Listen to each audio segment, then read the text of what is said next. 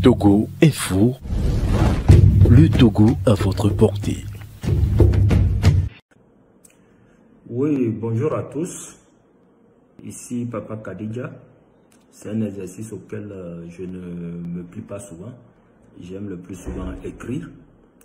Mais je voudrais quand même faire l'audio de ce jour pour un peu revenir sur certains points ou aspects très importants à mon avis.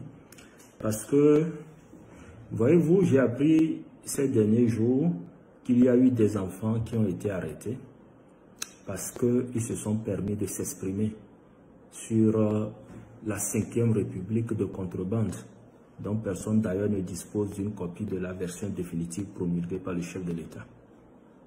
Et c'est assez écœurant parce que de plus en plus l'espace civique se rétrécit au Togo. Et cet espace civique se rétrécit parce que nous avons des gens qui servent ou qui aident à le rétrécir. Ces gens, essentiellement, ce sont nos frères, nos cousins, nos cousines, qui, soi-disant, parfois travaillent pour les services de renseignement, soi-disant, parfois, sont des magistrats. Ce sont eux qui prennent ces initiatives pour empêcher les gens de parler.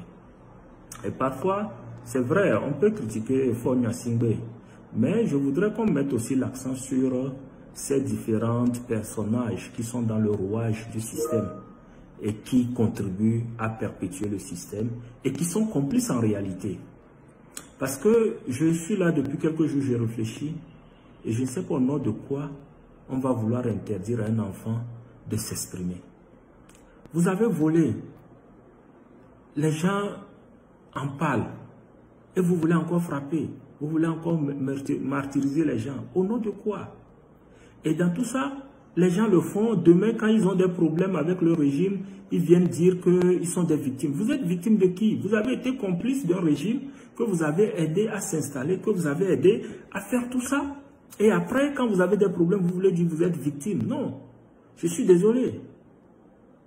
En tout cas, je suis très désolé, très remonté avec ce qui se passe.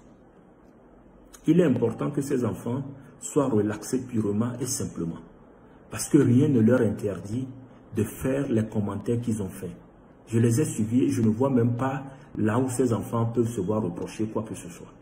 C'est assez désolant que nous soyons toujours dans ces choses. Parce que au Togo, divers acteurs du système répressif limitent cette liberté, imposent des contraintes, des censures et des pressions pour que les gens ne puissent pas au moins se défouler. Ces jeunes se défoulent. Vous croyez que ce qu'on vit là, je prends l'exemple même du délestage. Est-ce que quand le délestage arrive, il demande à savoir qui est militant de tel parti ou tel parti, qui est de la société civile ou autre? Non. Mais est-ce que nous avons une fois refusé de payer nos factures? Nous avons toujours payé nos factures. Mais pourquoi est-ce que l'électricité n'arrive pas? Donc nous on paye nos factures, quand on ne peut pas payer, on nous coupe.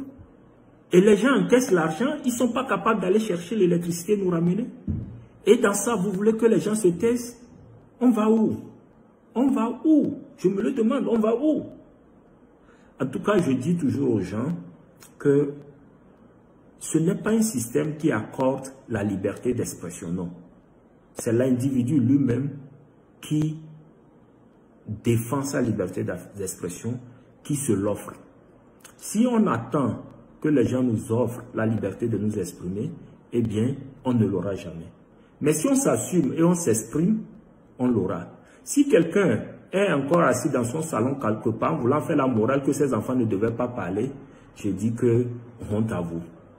En tout cas, pour ma part, et comme j'avais pris d'ailleurs la résolution, tous ceux qui ont contribué à arrêter ces enfants, je prie mon Dieu qu'il puisse leur rembourser au maximum. Eux, leurs descendants, leurs ascendants, quiconque que Dieu puisse les punir pour ce qu'ils sont en train de faire. Vous avez dit que ce pays va bien. Vous avez dit que c'est vous ou rien. Nous aussi, on est là maintenant. On va prier pour vous, pour que Dieu se manifeste dans votre vie. Merci beaucoup.